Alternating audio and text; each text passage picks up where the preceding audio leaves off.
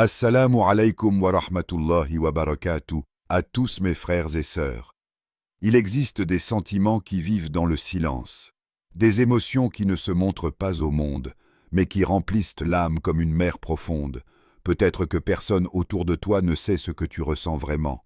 Tes amis voient ton sourire, ta famille entend ta voix, les gens pensent comprendre ta vie, mais ils ne savent pas qu'au fond de ton cœur, il y a un nom que tu n'écris nulle part.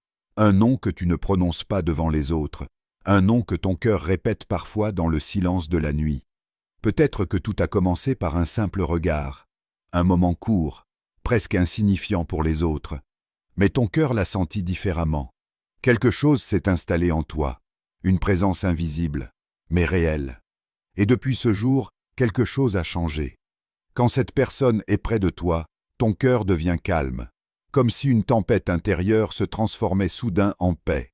Mais quand elle s'éloigne, ton cœur ressent un vide que tu ne sais pas expliquer. Et parfois tu te demandes, pourquoi cette personne? Pourquoi maintenant? Pourquoi ce sentiment si profond? Une question apparaît alors dans ton esprit, encore et encore. Pourquoi Allah a permis que je ressente cet amour? Parce que l'amour, lorsqu'il est sincère, n'est jamais un hasard. Il touche l'âme d'une manière mystérieuse. Et c'est là que beaucoup oublient une vérité essentielle. Allah ne regarde pas seulement ce que les gens montrent au monde. Il voit ce que personne ne peut voir. Les battements silencieux du cœur, les pensées qui traversent ton esprit, les émotions que tu caches derrière ton calme. Allah dit dans le Coran, « Il connaît la trahison des regards et ce que les poitrines cachent. » Coran 40-19. Regarde la profondeur de ce verset. Même un simple regard. Allah le connaît.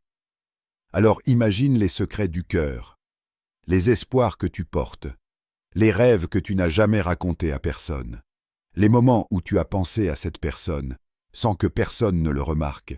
Tout cela, Allah le sait, chaque émotion, chaque doute, chaque battement de ton cœur. Mais laisse-moi te raconter une histoire. Un jeune homme marchait un soir sous un ciel rempli d'étoiles. Son cœur était lourd. Depuis des mois, il ressentait un amour profond pour une femme.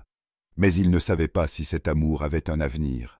Il leva les yeux vers le ciel et murmura « Allah, tu sais ce que mon cœur ressent, même si je ne le dis à personne. » Puis il resta silencieux. Et soudain, une pensée traversa son esprit. Si Allah connaît ce que ton cœur cache, crois-tu qu'il l'ignore? Ou crois-tu qu'il est déjà en train d'écrire une histoire que tu ne vois pas encore? Parce que parfois, nous pensons que nos sentiments apparaissent au hasard. Mais dans la sagesse divine, même les émotions ont une raison. Parfois Allah place une personne dans ton cœur pour t'enseigner quelque chose. Parfois c'est pour te rapprocher de lui. Parfois c'est pour préparer ton cœur à un destin que tu ne peux pas encore comprendre. Et parfois, c'est pour te montrer ce que ton âme cherche réellement. Alors laisse-moi te poser une question sincère. Quand tu penses à cette personne, est-ce que ton cœur se rapproche d'Allah? Ou est-ce que ton cœur se perd dans l'attachement? Parce que la vraie question n'est pas seulement « Pourquoi j'aime cette personne ?» La vraie question est peut-être, et peut-être que la réponse commence seulement à se révéler. Il existe des amours qui ne font pas de bruit, des amours qui ne cherchent pas l'attention, des amours qui grandissent dans le respect, la pudeur et les prières nocturnes. Il était une fois un homme ordinaire. Il ne parlait pas beaucoup de ses sentiments, mais dans son cœur, il y avait une femme. Il ne lui avait jamais avoué son amour, non pas par peur, mais par respect. Il savait que les émotions ne doivent pas devenir un jeu. Il voulait que son intention soit pure.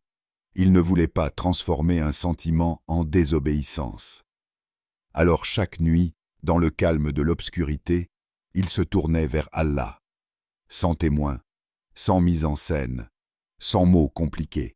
Il disait simplement « Allah, si cette personne est bonne pour ma foi, rapproche-nous, et si elle ne l'est pas, éloigne mon cœur. » Ce n'était pas une prière de passion, c'était une prière de confiance. Il ne demandait pas seulement à la voir. Il demandait à Allah de choisir pour lui. Les jours sont devenus des mois, Les mois sont devenus des années, et son cœur restait attaché à cette invocation. Il apprenait la patience, il apprenait la soumission, il apprenait à aimer sans contrôler. Puis un jour, la nouvelle est arrivée. Elle allait se marier, pas avec lui. Le monde autour de lui a continué de tourner. Les gens ont souri, la vie a avancé. Mais son cœur s'est arrêté un instant.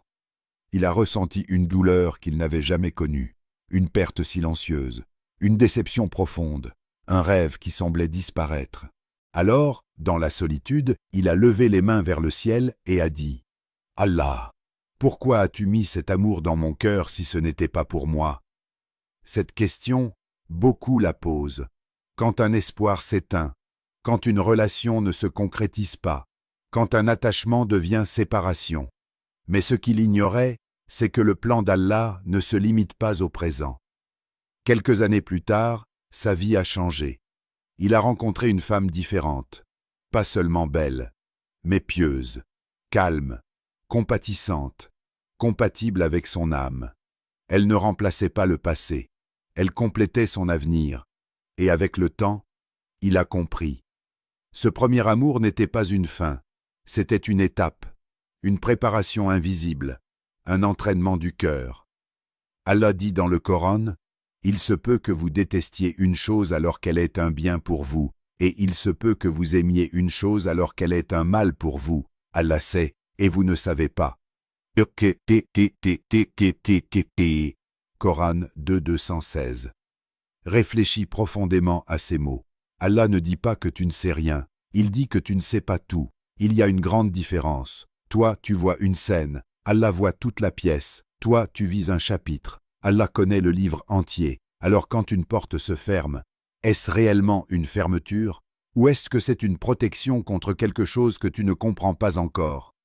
Peut-être que ce que tu appelles perte est en réalité une redirection. Peut-être que cette personne qui occupe ton cœur n'est pas forcément ton destin final. Peut-être qu'Allah utilise cet amour pour purifier ton intention, pour renforcer ta patience, pour augmenter ta dépendance envers lui. Parce que parfois, le cœur doit être légèrement brisé pour devenir plus sincère. Alors pose-toi calmement cette question intérieure. Et si ton attachement actuel n'était pas une fin, mais une préparation pour quelque chose de plus conforme au plan d'Allah? Et si cette histoire n'était pas terminée, mais simplement en train d'être réécrite d'une manière que tu ne peux pas encore imaginer? Il y a des moments dans la vie où le silence d'Allah semble long. Tu pries, tu espères, tu fais des invocations avec sincérité, et pourtant, rien ne change. Mais ce que beaucoup ne comprennent pas, c'est que le retard n'est pas un rejet. Allah n'agit jamais avec précipitation, et il ne prive jamais sans raison. Parfois, il ne dit pas non, il dit simplement « pas maintenant ». Et cette différence change tout, parce que non signifie fermeture. Mais « pas maintenant » signifie préparation. Peut-être que ton cœur est encore en train d'apprendre la patience. Peut-être que ta personnalité doit encore mûrir.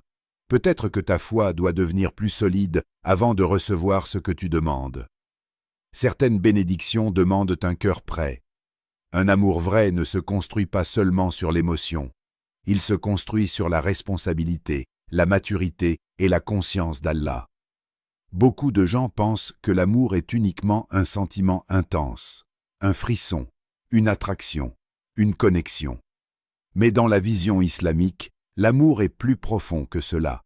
Il est un engagement moral, il est un équilibre spirituel, il est une responsabilité devant Allah. Car le but du mariage, selon le message divin, n'est pas seulement la passion, c'est la paix intérieure. Allah dit dans le Coran, « Et parmi ces signes, il a créé pour vous, de vous-même, des épouses afin que vous trouviez auprès d'elles tranquillité, et il a mis entre vous affection et miséricorde. » Coran 30, 20 et 1. Observe attentivement les mots du verset.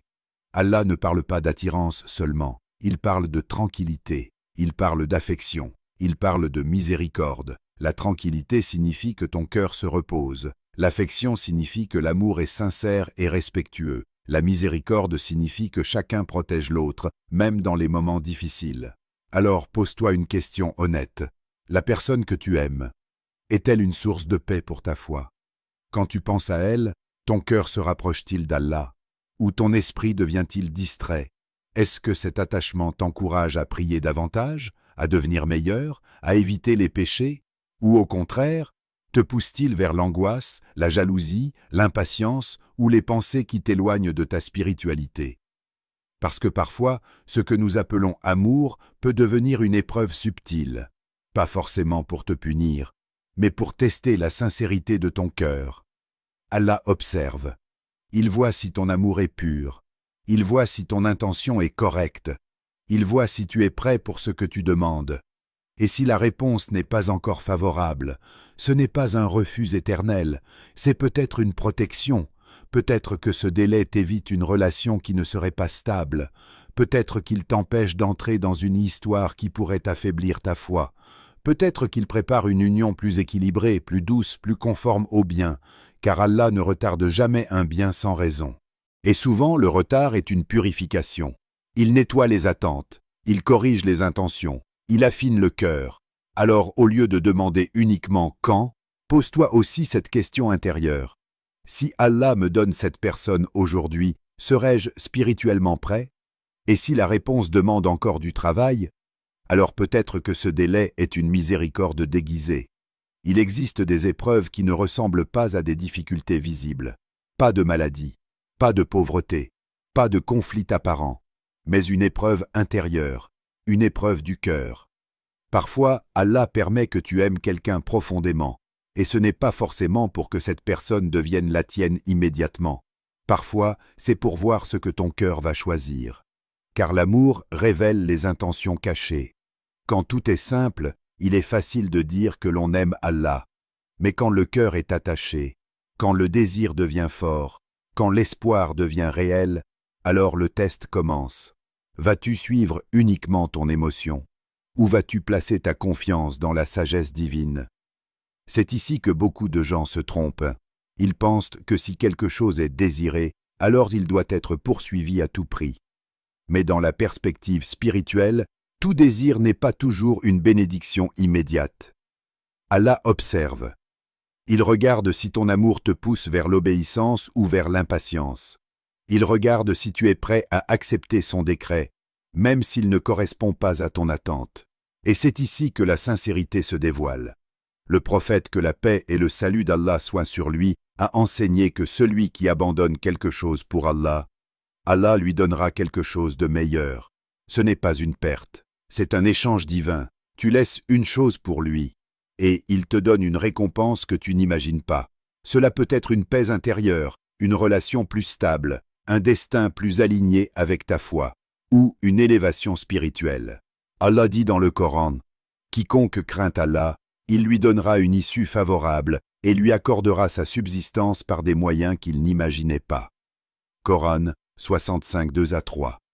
Regarde la profondeur de cette promesse, une issue favorable. Cela signifie que même si la situation semble bloquée, Allah peut ouvrir une porte inattendue. Et il promet une subsistance, pas seulement matérielle, mais aussi émotionnelle, spirituelle et relationnelle, par des moyens que tu n'imaginais pas. Cela veut dire que la solution peut venir d'un chemin totalement différent de celui que tu avais prévu. Alors imagine un instant. Et si, dans ce moment précis de ta vie, Allah testait simplement la confiance de ton cœur? Et si cette personne que tu aimes n'était pas seulement une histoire sentimentale, mais une occasion de montrer ta soumission à la volonté divine? La vraie question change alors complètement. Ce n'est plus seulement « Est-ce que cette personne est faite pour moi ?» mais plutôt « Est-ce que je suis prêt à accepter ce qu'Allah choisit pour moi, même si cela ne correspond pas à mes plans ?» Parce que la foi ne se mesure pas seulement dans la facilité, elle se mesure dans l'attachement. Quand ton cœur veut quelque chose et que tu choisis malgré tout de dire « Ya Allah, je te fais confiance », c'est là que la relation avec ton Créateur devient plus forte que la relation avec la création. Et peut-être que cette épreuve silencieuse est en réalité une élévation invisible, un entraînement du cœur, une préparation à un destin plus grand. Alors prends un moment et réfléchis profondément. Si Allah me retirait ce que je désire, serais-je toujours satisfait de son choix? Parce que la confiance véritable commence là où le contrôle s'arrête. Il existe une vérité qui apaise le cœur lorsqu'elle est comprise correctement. Quand Allah décide d'unir deux personnes selon sa sagesse, aucune force humaine ne peut empêcher ce qui a été décrété.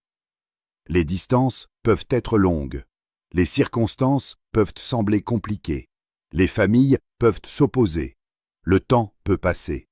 Mais si quelque chose est véritablement écrit par le Créateur, alors il trouvera son chemin. Parce que le destin ne dépend pas des émotions humaines, il dépend de la volonté d'Allah. Allah dit dans le Coran, « Et ton Seigneur crée ce qu'il veut et choisit. » Coran 28, 68. Observe ce verset. Allah ne dit pas que les humains choisissent pour lui. Il dit que c'est lui qui choisit. Cela signifie que rien n'est aléatoire. Ni les rencontres, ni les séparations, ni les retards. Parfois, deux personnes peuvent vivre des années sans se connaître. Elles peuvent grandir dans des environnements différents, avoir des expériences différentes, apprendre des leçons différentes. Mais pendant ce temps, quelque chose se construit en arrière-plan. Leur maturité, leur caractère, leur compréhension de la vie. Parce qu'une union bénie ne repose pas seulement sur l'attirance, elle repose sur la préparation. Il arrive que deux âmes ne soient pas encore prêtes l'une pour l'autre. Peut-être que l'une doit apprendre la patience, peut-être que l'autre doit corriger certaines intentions, peut-être que les deux doivent renforcer leur relation avec Allah avant de partager une vie commune. Alors Allah organise les événements de manière subtile. Il peut retarder, il peut éloigner temporairement, il peut créer des obstacles apparents. Mais ces obstacles ne sont pas toujours des refus. Ils peuvent être des ajustements divins. Puis, un jour, au moment exact où les deux cœurs sont prêts, les chemins se croisent. Et lorsque cela arrive, tout semble naturel, comme si l'histoire avait toujours été en train de se diriger vers ce point précis. Et la personne comprend soudain que les années d'attente n'étaient pas inutiles. Elles étaient une construction invisible. Alors pose-toi cette question avec sincérité. Et si ce que tu vis en ce moment n'est pas un éloignement définitif, mais une phase de préparation? Et si Allah travaille en silence pour aligner les circonstances? Parce que parfois, nous regardons seulement le présent, nous analysons seulement ce qui est visible. Mais Allah voit le futur. Il connaît les moments où les cœurs seront plus mûrs.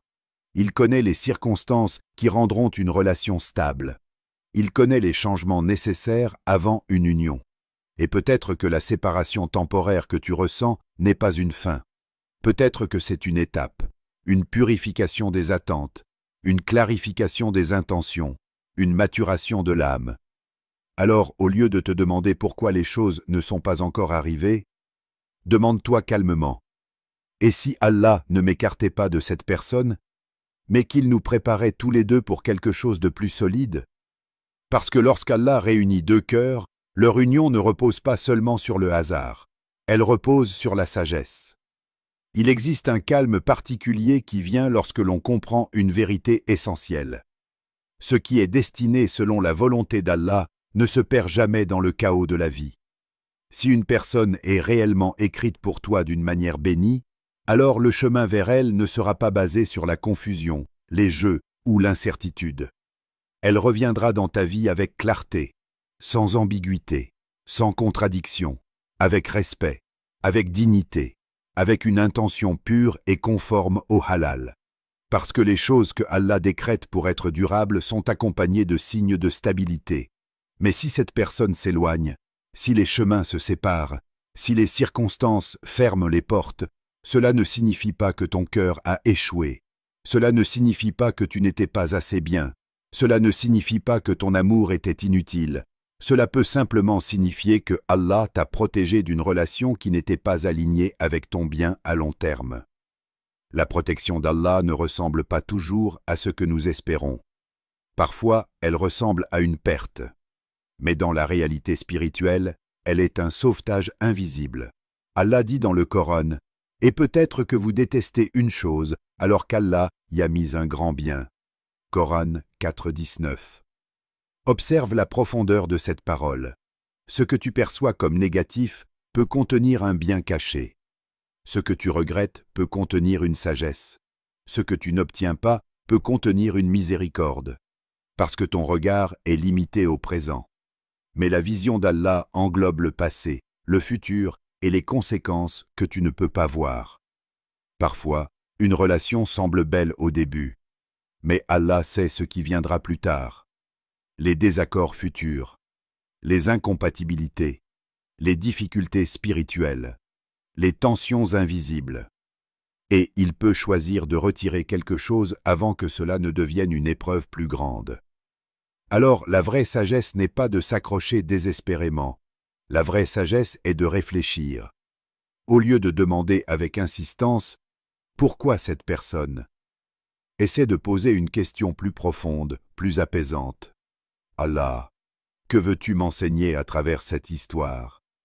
Parce que chaque attachement porte un enseignement. Chaque séparation porte une leçon. Chaque retard porte une préparation.